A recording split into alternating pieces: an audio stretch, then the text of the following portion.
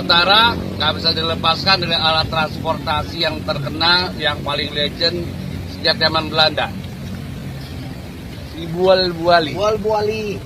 Ini ada sejak zaman dulu. Jadi ini Bual-buali. adalah sejarah, walaupun sekarang mobilnya udah mobil elf.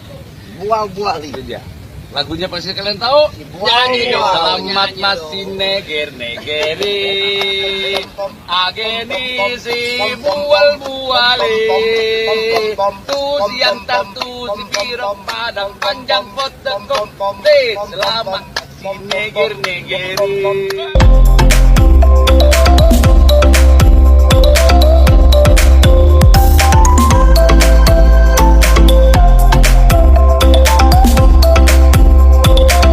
Bagi masyarakat di kawasan Tapanuli bagian selatan, Tabaksel, bus si bual-buali sudah tak asing lagi.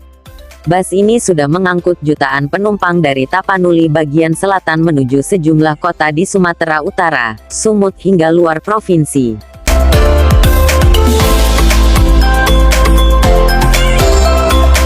Tidak banyak yang tahu bagaimana sejarah bus pertama di Tabaksel ini. Si Bual-buali diambil dari nama salah satu gunung di Tapsel yakni Si Bual-buali. Kantor pusat perusahaan otobus ini di Jalan Sisingamangaraja Batuna 2, Kota Padang Sidimpuan, sudah berdiri jauh sebelum Indonesia merdeka. Perusahaan bus ini didirikan oleh Sutan Pangurabaan PANE di Sipirok pada 1937. Sutan Panguraban merupakan seorang pengusaha hasil bumi andal yang tidak hanya beroperasi di Sipirok. Namun dia juga memiliki usaha di Kota Nopan dan Muara Sipongi, Kabupaten Mandailing Natal, Madinah.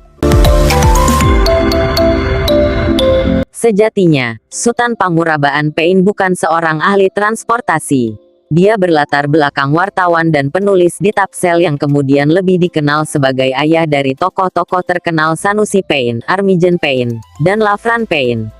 Pada awalnya berdirinya perusahaan bus ini tidaklah mudah. Tidak adanya peraturan atau tata tertib yang mengatur mengakibatkan kesulitan bagi sopir dan karyawan yang berujung kepada keributan dan kerusuhan untuk saling mendapatkan penumpang. Para sopir saat itu saling kejar-kejaran untuk mendapatkan penumpang.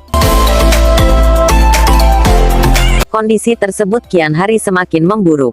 Sutan Pangurabaan Pein membuat ide untuk menggembleng para pengusaha dan karyawan angkutan agar dibentuk suatu organisasi modern. Tujuan dari penggemblengan itu agar jam keberangkatan diatur sehingga tidak terjadi lagi keributan yang berujung perkelahian. Ternyata, terobosan dan sistem tersebut menjadi contoh bagi pemerintah kolonial Belanda, sehingga setiap otobus pada saat itu harus mempunyai izin trayek dan jam keberangkatan. Ide yang dicetus oleh pendiri Si Bual-buali itu ternyata diadopsi oleh pemerintah Belanda, hingga saat ini.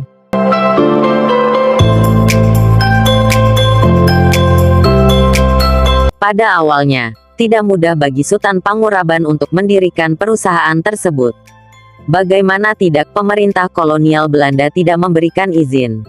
Namun, atas kegigihan putra asli Sipirok tersebut, Belanda memberikan izin angkutan Si Bual-buali pada 1937 yang diberi nama Auto Transport Diens Si Bual-buali atau disingkat ATD Si Bual-buali. Pada awal pendiriannya armada bus Si Bual-buali melayani angkutan penumpang dan barang tujuan jarak pendek ke beberapa tempat di wilayah selatan Sumatera Utara, seperti Muara Sipongi, Natal, Sibolga dan Tarutung. Untuk tujuan jarak jauh bus Si Bual-buali dengan tujuan utama Pematang Siantar dan Kota Medan dengan pol di Padang Sidimpuan. Peran bus Si Bual-buali ini sangat penting masa itu dalam melayani masyarakat Tapanuli Selatan bermigrasi ke Tanah Deli, Medan. Sukses armada bus Si Bual-buali mulai terasa setelah Indonesia merdeka.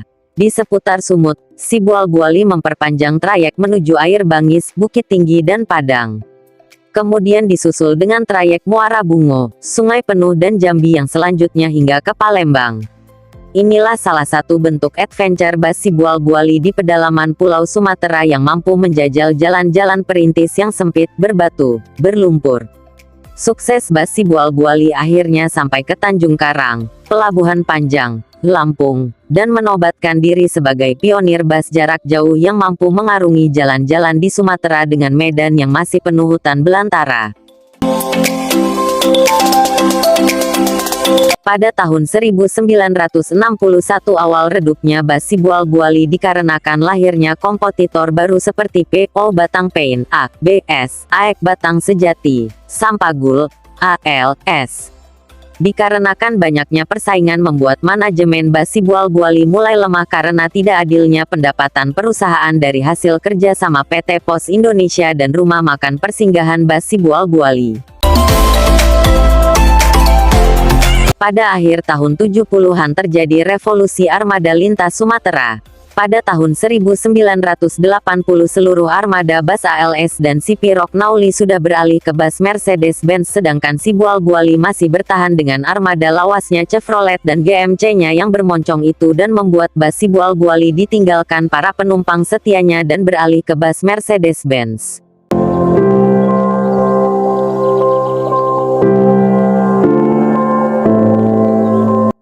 Di tahun 1960 barulah bus Sibual-Buali mengganti armadanya dengan truk Colt diesel yang dikaroserikan menjadi bus. Tetapi penggantian armada barunya tidak membuat semata-mata bus Sibual-Buali maju, justru malah membuat mereka kehilangan semua jalur utamanya yang sudah dikuasai bus ALS dengan armada Mercedes-Benz-nya.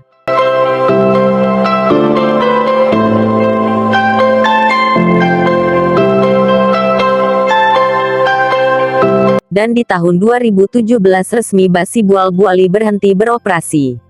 Dikarenakan bus Sibual-Buali sudah sangat dikenal dan melegenda di kalangan masyarakat Sipirok Mandailing Natal dan sekitarnya membuat para pengusaha yang berasal dari Sipirok untuk mengaktifkan kembali bus legenda itu.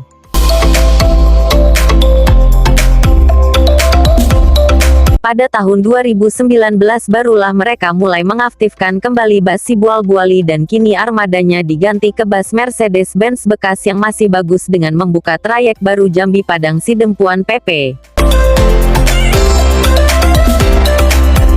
Di masa kejayaannya bus Sibual-Buali sudah banyak membantu kemajuan masyarakat Sipirok dan Tapsel pada tahun 1937 sampai tahun 2000-an. Sibual-Buali telah banyak memobilisasikan masyarakat dan juga telah banyak membantu di bidang perdagangan, pendidikan dan komunikasi.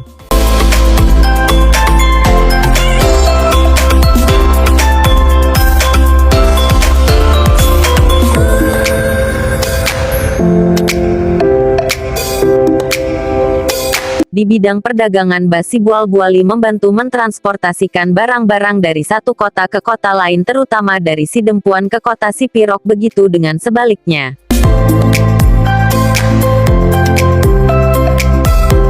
Di bidang komunikasi bus Sibual-Buali sudah bekerja sama dengan PT Pos Indonesia tahun 1937.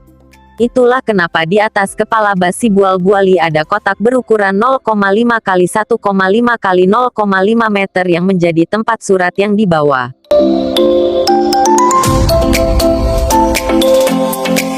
Itulah sejarah dan perjalanan yang panjang mengenai bus legendaris asal Sumatera Utara kota Sipirok. Marilah kita saling mendoakan supaya bus kebanggaan masyarakat Sipirok bisa tetap mengaspal.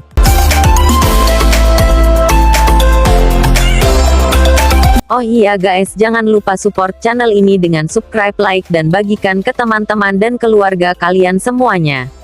Salam hormat, salam baik buat kita. Bye-bye.